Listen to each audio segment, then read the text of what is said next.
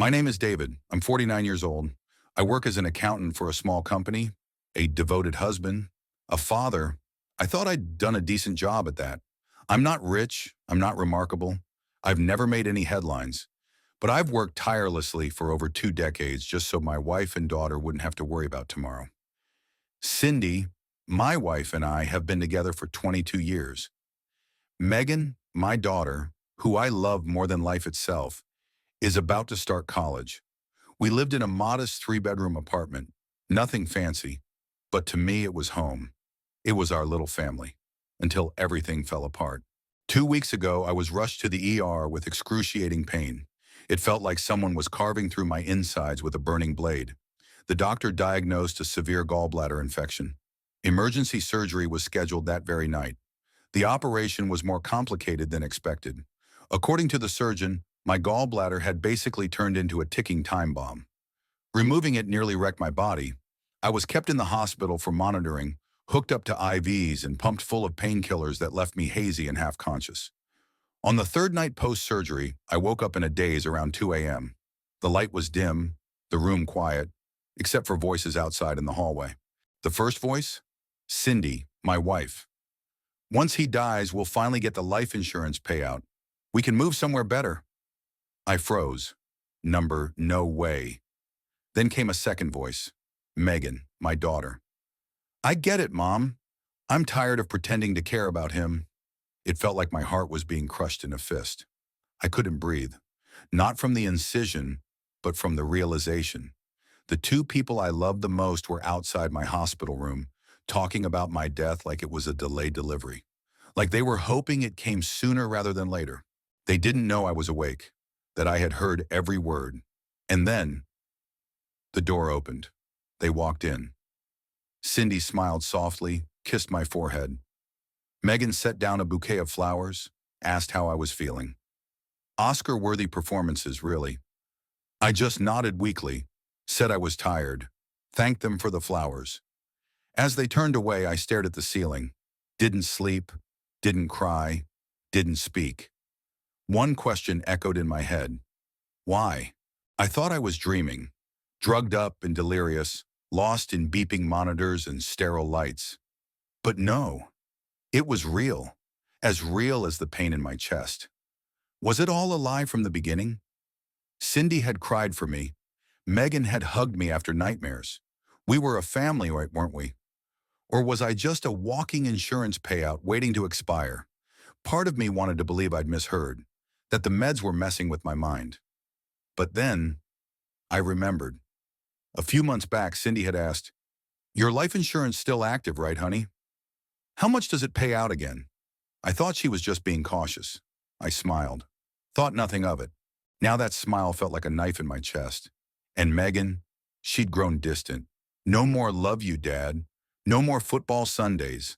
I blamed teenage mood swings, school stress. But now I knew.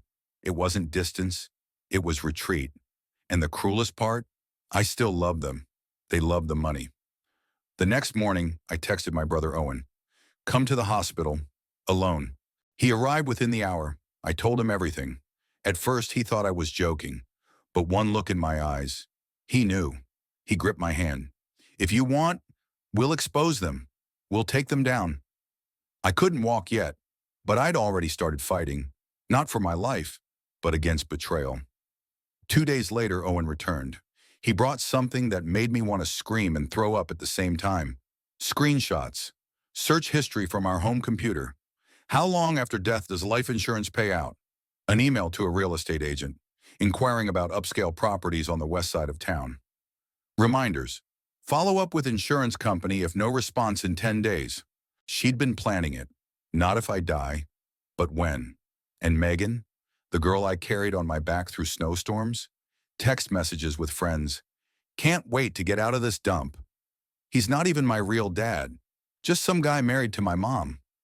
My heart shattered. No, I'm not Megan's biological father. But I raised her since she was in diapers. I stayed up all night helping with science projects. I taught her to ride a bike. I worked weekends to buy her a laptop during the pandemic.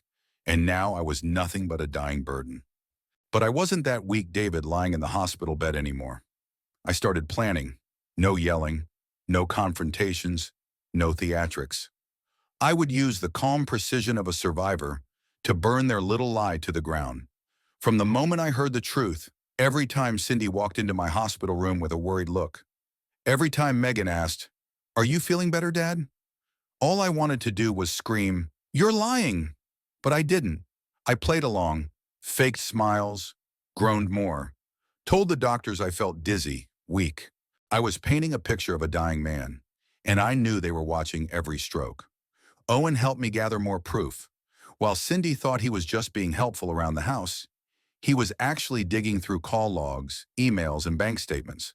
What we found shocked even me. Cindy contacted the insurance company 3 times in 1 month, asking for confirmation on payout clauses. She started spending more.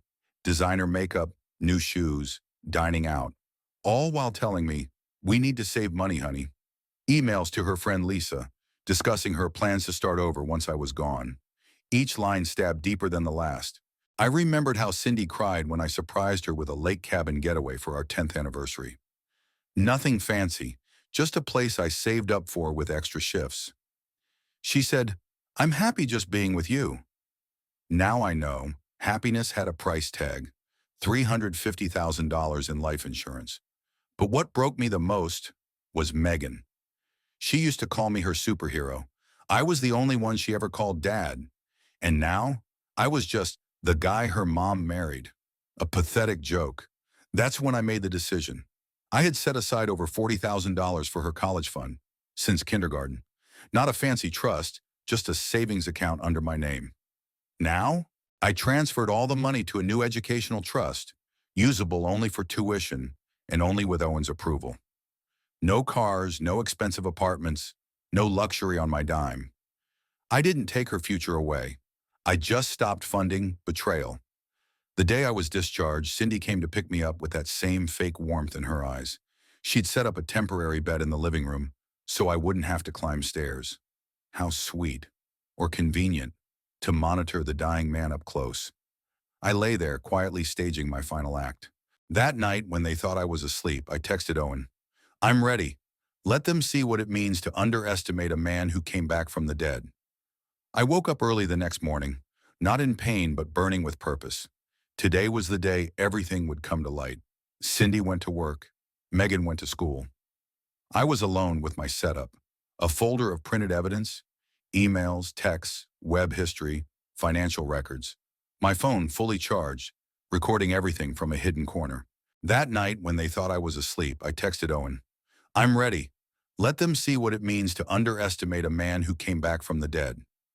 I woke up early the next morning, not in pain but burning with purpose. Today was the day everything would come to light. Cindy went to work. Megan went to school. I was alone with my setup, a folder of printed evidence, emails, texts, web history, financial records. My phone fully charged, recording everything from a hidden corner. A dinner table set immaculately, not for comfort, but as a stage. I cooked spaghetti with meatballs, garlic bread, and salad, Megan's childhood favorite. Part of me still wanted to hold on to something good, just a small part. Cindy came home at 5:30, shocked to see dinner ready. "Did Owen help you?" I smiled. "I'm feeling better." I wasn't better. I was awake. Megan walked in at 5:45, grumbling about school, freezing when she saw the table. "What's going on?" "I just wanted a nice family dinner," I said. At 6, we all sat down. I wish you could have seen their faces. Cindy went pale. Megan froze.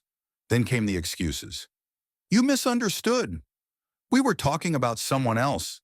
I didn't mean it. I was just tired." I didn't say a word. I opened the folder.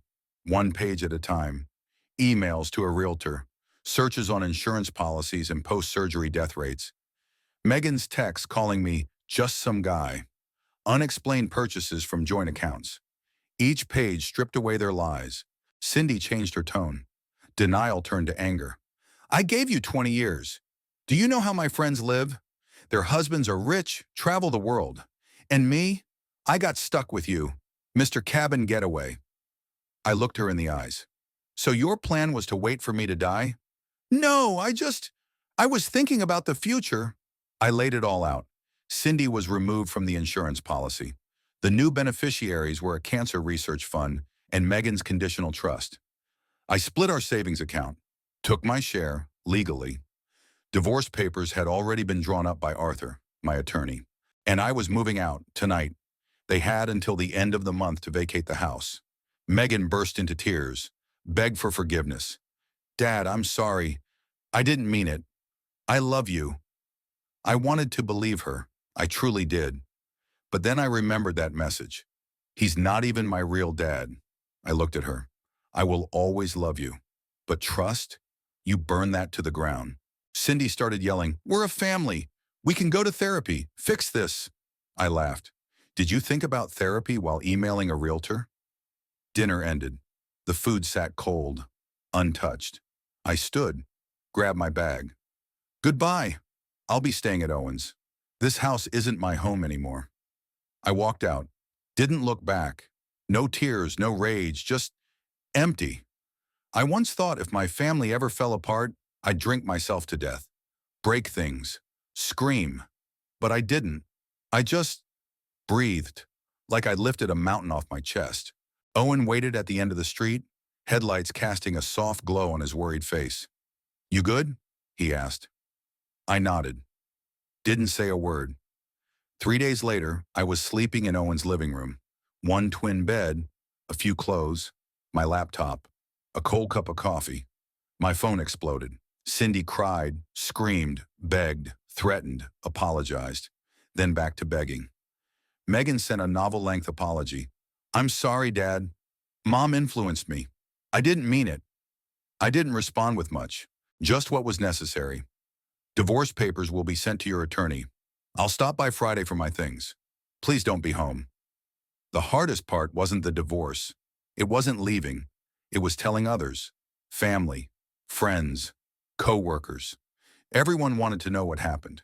Some were shocked. A few sided with Cindy. I heard David struggling mentally. I didn't argue. I sent the audio, the screenshots, the proof I'd spent weeks gathering, the silence afterward. Said it all. Then one day Megan texted, "Can I see you? Just once?" I stared at that message for hours, then finally replied, "Okay." We met at a cafe near her college. She walked in, no makeup, oversized hoodie, red eyes. She pulled a handwritten letter from her pocket, didn't read it, just slid it over with trembling hands. I'm bad at talking, so I wrote it. I read it right there. She talked about fear, teen anger, and being pulled into something she didn't understand. But most importantly, she didn't beg for forgiveness. She simply said, I know what I've lost, and if you still love me, please let me prove I want it back. I didn't say much. We hugged, awkward, stiff, but real. 6 months later, the divorce was finalized. Cindy moved out, got little in the settlement. Arthur made sure the evidence crushed every excuse. I moved into a small one-bedroom near work. No balcony, damp walls, but peaceful. No one complained about football. No one mocked my cooking. No one looked at me like they were waiting for me to die. Just me, and a life that, for the first time, belonged to me.